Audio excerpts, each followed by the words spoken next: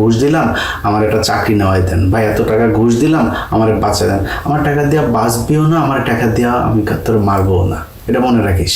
আমি যদি তোরে ধরি টাকা দিয়ে বাঁচবো না। অনেক মানুষজনের কাছে শুনি, আমার নাম করে বিভিন্ন মানুষের কাছ থেকে টাকা পয়সা, ভাই দইরা পুলিশে দেওয়া তারপরে আমার খবর দিবেন। আমার ভয় দেখাইলে আপনি টাকা দিয়ে দিলে তাহলে আমার লাভ হইলো কি? টাকা বেশি হয়ে গেলে বাংলা এডিশন অফিসে যায় দিয়ে আসেন, আমরা ডোনেশন নিয়ে ওইখানে যায় দিয়ে আসেন। যাই হোক, কিনতে পারবি না তুই, আমার না সারাদিন চেষ্টা কর। দেখেন ও কালকের পোস্টে, ওরা সুশীল, এই সুশীলদের একটা ইয়ে আছে, ব্যক্তি আক্রমণ করা যাবে না। আরে বাবারে, ব্যক্তি আক্রমণ করা যাবে না। গোলাম মোল্লা রনি, তুই এই যে জামাতের লোকগুলোরে একদম জাস্ট মেরে ফেললো কোনো কারণ ছাড়া। তারা নাকি পাকিস্তানের মিলিটারির কাছে যায় আওয়ামী লীগের লোকজনের মাদেরকে আর বউদের মেয়েদেরকে নিয়ে প্রোটেকশন ছাড়া প্রোডাকশন দিয়েছে, তারপরে এখন আওয়ামী লীগ যুবলীগ বের হয়েছে এগুলি। তো তোরা যেগুলি বলিস, তোরা যে পাকিস্তানি বীজ এটা যে দাবি করিস, তো এটা সত্যি কথা। মতিউর রহমান নিজামী তোদের মাদেরকে নিয়ে পাকিস্তানিদের সাথে লাগিয়েছে, এটা সত্যি কথা। এটা ব্যক্তি আক্রমণ না? আমারে নিয়ে তুই যে এই কাজগুলি করলি, মনে কর সত্যি সব, এটা ব্যক্তি আক্রমণ না? তবে বলি তোর নাম গোলাম ময়লা রনি রেখেছি আমি, তোর নাম হচ্ছে গোলাম মাওলা রনি, তোর চাকালা মিয়া তোর দাদা তোর নাম রাখছে, আমি তোর নাম বিকৃত করি। তুই আমার নাম বিকৃত করেছিস, আমার ওই ইল্লু না কি যেন লিখে তারপরে ই করছিস, আমি কেয়ার করি না। এরকম বহুত কিছু সহ্য করা, এটা শর্ট জার্নি না, ইটস এ লং জার্নি। এটা সেই 2018 সাল থেকে এই সোশ্যাল মিডিয়াতে আছি, আল্লাহর রহমতে টিকে আছে। সম্মান দেয়ার মালিক আল্লাহ, নেয়ার মালিকও আল্লাহ। সো তোরে বললাম, তোর যা যা আছে সারা বাংলাদেশের সব ডিজিএফআই গোয়েন্দা সংস্থা সবাই লাগাই দে, ইলিয়াসে মায়া দিয়ে পটা দেখি কেমন পারিস, চ্যালেঞ্জ করলাম। এখন এরা ব্যক্তি আক্রমণ করতে গেলে, এরা কিছু বললে এদের ব্যক্তি আক্রমণ বলে তারপরে কান্দাকাটি শুরু করে। খেলা হবে, তুই আকাম কুকাম করে মিথ্যা দিয়ে, আমি সত্য দিয়া করব প্রমাণ সহ। গোলাম ময়লা রনির দ্বিতীয় স্ত্রী, তাকে গোলাম ময়লা রনি বিয়ে করেছে, আমার কোনো সমস্যা নাই। গোলাম ময়লা রনি আরো 10টা বিয়ে করুক, আমার কোনো সমস্যা নাই। সেই মহিলাকে 2009 সাল থেকে তার পেছনে লেগে তারপরে সেই মহিলাকে বিয়ে করেছে। 18 সালে তাকে তার স্বামীকে তালাক দিয়েছে, 22 সালে বিয়ে করিয়েছে। বিয়ে করার পরে সেই মহিলার কাছ থেকে তার সম্পত্তি চেয়েছে, সেই সম্পত্তি তার নামে লিখে দেয় নাই, এই জন্য কয়দিন আগে ডিভোর্স দিয়েছে। পৃথিবীর কোন আইন, কোন সভ্যতা, কোন মানবতা এটাকে অ্যালাউ করবে যে একজন নারীকে আপনি তার সংসার ভেঙে নিয়ে আসলেন, এনে তারপরে তার সম্পত্তির জন্য করলেন? সেই মহিলার ভাই নেই, মা নাই, বাবা নাই, বাবার সম্পত্তি বোনেদের মধ্যে বন্টন হয়েছে, বোনরা থাকে আমেরিকা, সে দেশে থাকে, সম্পত্তি সব সে দেখভাল করে। এই সম্পত্তি বাগিয়ে নেওয়ার জন্য গোলাম ময়লা রনি তার পিছনে লাগলো, বিয়ে করে টাকা পয়সা সম্পত্তি দেয় নাই, মহিলারা ছেড়ে দিল। আপনাদেরকে বলেছে যে আমি ফাও কথা বলবো না, চলেন আমরা ওই নারীর কাছ থেকে শুনে আসি যে গোলাম ময়লা রনি তার সাথে গোলাম ময়লা রনি টেলিভিশনে পত্রিকায় গিয়ে কলাম লেখে, টক শোতে অংশ নেয়, ইউটিউবে এসে বড় বড় কথা বলে।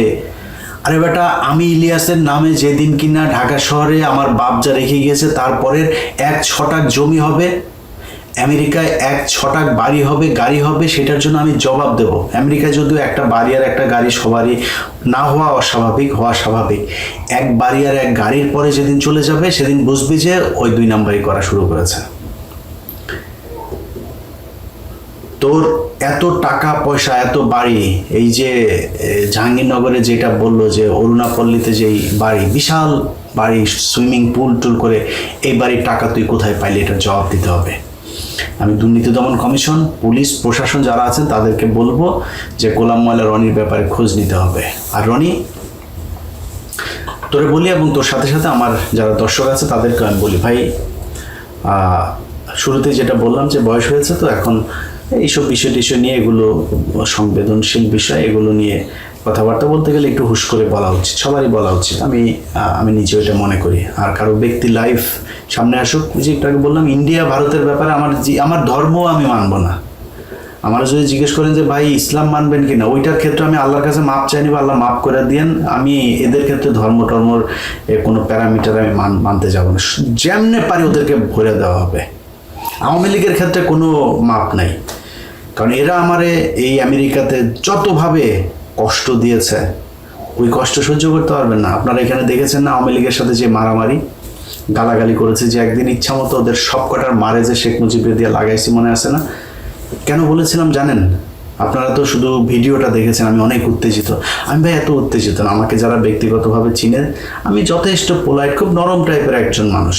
বাট হঠাৎ রাগ হয়ে, কখন রাগে আমি নিজেও জানি না, কেন রেগে গেলাম, হঠাৎ করে রাগ হয়ে যায়। কিছু কিছু জায়গায় আমি সহ্য করতে পারি না। যেদিন ওই গ্যাঞ্জাম, তার 2 দিন পরে আমার মা মারা গিয়েছেন, এবং আমি পাশে দিয়ে হেঁটে আসছিলাম, আমার মাকে তুলে গালি দিয়েছে। যখন গালিটা দিল আমি ঘুরে দাঁড়াইলাম, দাঁড়ায় দেখি যে তারা অন্যদিকে তাকায় কথা বলছে, আমার দিকে আর তাকায় না। তখন আমি ওদের মারে তুলে আর শেখ মুজিবরে তুলে আমি বললাম যে আমার মারে গালি দিছিস তোদের সব কটার মারে শেখ মুজিবরে দিয়া লাগাই। খুব খারাপ ভাষায়, এখানে বলছি না, খুব খারাপ ভাষায় বলেছিলাম। আর সব কটা এসে আমার মারতে, আমি তো ধুইছি ভাই, জীবনে গালাগালি যা শুনছি সব দিছি, সব দিছি। কেউ গায়ে হাত দেয় না এখানে, বুঝছেন না? গায়ে দিলে সমস্যা তো। এই যে 2 দিন আগে ওই যে একজনকে, আমাদের হিমেল নামে একজনকে তারা গালাগালি করেছে, সে যে সেখানে ভিডিও বানিয়েছে, এই জন্য ও আবার যায় পুলিশ করছে, পুলিশের কাছে মামলা হয়েছে, খুঁজতেছে ওগুলো। ওরা জানে এখানে সমস্যা, পুলিশ নিয়ে আকাম গোয়াম এইসব করা যাবে না। ব্যাস, এরা ঠান্ডা, এখানে একদম ঠান্ডা, পুরো ঠান্ডা। আর এখন তো মনে করেন যে উল্টাপাল্টা করলে তো গ্রামে যাওয়ার বাড়ি ঘরে লাগাই দেবো, এখানে কোনো ঝামেলা। আমি খালি খুঁজি যে কেউ কিছু বলে কিনা, আমি খুঁজা ওদেরকে করি যে এটারে পাই, ওটার গালাগালি করি। আমার যেগুলো এখানে করছে ওটার পাইলেই গালাগালি করি, মারা তো আর যাবে না, গালাগালি করি এবং শোধ দিয়ে দিই, ওই আগেরগুলো সব শোধ তুলি। তো এখানে অনেক অনেক খারাপ সময় গিয়েছে ভাই। আমাকে ইসলামিক টেরোরিস্ট বানানোর জন্য পুলিশের কাছে এখানে রিপোর্ট করার অনেক মামলা, আমি এখানে অনেক মামলা আমাকে পার করে করতে হয়েছে ভাই। ধর্ষণের মামলা, কিডন্যাপের মামলা, বাড়িতে বোমা মারার মামলা, বহুত মামলা পার করে তারপরে আল্লাহ এই জায়গায় ঠান্ডা মানে স্থির রেখেছেন। তো সবই আল্লাহর কাছে শুকরিয়া।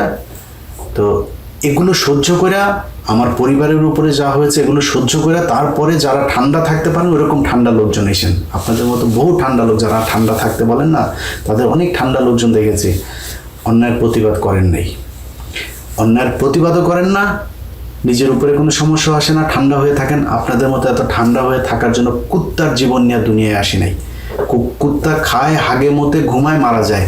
তুইও যদি কুত্তার মতো খাবি, হাগবি, মুতবি আর মারা যাবে এটার জন্য, এটা জীবন না। এখানে আরো অনেক কাজ আছে, সেই কাজগুলো করা উচিত। যাই হোক, অনেকেই এটা করেন। আমি আমার আজকের ভিডিওটা অনেকের কাছে খারাপ লাগতে পারে, অনেকগুলো খারাপ কথাও এখানে বলা হয়েছে। আমি আপনাদের একটু শেষ ব্যাখ্যাটা দিয়ে প্রোগ্রামটা শেষ করব। এই মহিলা আমার কাছে এসেছিল আরো অনেক আগে, তো আমি তখন কিছু বলি নাই। উনি আমার বলছিল যে ভাই আপনাকে আমি ভাই ডাকলাম, আমার সংসারটা আমি রনির সাথে করতে চাই, আপনি আমাকে একটু হেল্প করবেন। তা বললাম কি করতে হবে বলেন। তখন সে বলল যে ভাই আমি আপনি যদি একটা পোস্ট করেন তাইলে ও একটু ভয় পাবে, আমি আপনার কথা বলে তারপরে ওরে থ্রেট করব। ঠিক আছে, পোস্ট করলাম যে রনি তোরে 48 ঘন্টার মধ্যে সময় দিলাম, তুই করবি, তো স্ত্রী ফারজানার কথা বলে দেবে, এটা বলা হয়। সে বুঝলো যে ফারজানা নামে কাউকে একজনের সাথে আমার পরিচয় হয়েছে, এবং সে তার দ্বিতীয় স্ত্রী। কেউ কিন্তু জানতো না তো ওই সময়। তার 2 দিন পরে সে আমার 2 ছেলেকে নিয়ে এত জঘন্য ভাষায়, এত জঘন্য নোংরা ভাষায় একটা পোস্ট করেছে। আমার কলিজার টান দিয়ে যদি ছিঁড়া ফেলতি না রনি, তা আমি এত কষ্ট পাইতাম না। আমার ছেলেদের নিয়ে খুব বাজে ভাষায় একটা পোস্ট করছিল। তারপরেও কিন্তু আমি ঠান্ডা হয়েছিলাম। ওই যে মহিলা বলছে যে ভাই কিচ্ছু বলি নাই।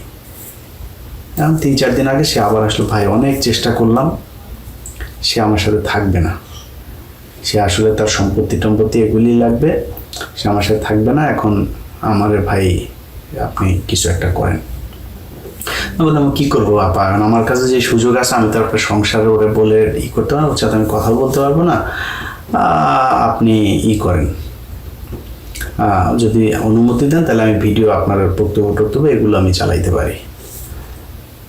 তো বললো না ভাই আপনি একটা কাজ করেন, পোস্ট করেন।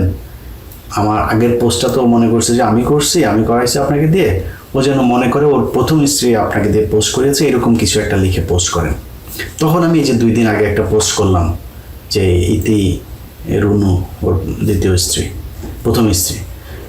তো এটা করার পরে আমি মনে করেছিলাম যে হয়তো ও দ্বিতীয় স্ত্রীর সাথে যোগাযোগ করবে বা কিছু একটা, উনি ওই মহিলা যেটা মনে করে সেটাই হয়তো কিছু একটা হবে। অবাক হইলাম, সে আমার মাকে নিয়ে যা মনে চায় তাই পোস্ট করে সে এটা ই করলো। ও বুঝতেই পারেনি আমার কাছে ওর কি কি জিনিস আছে।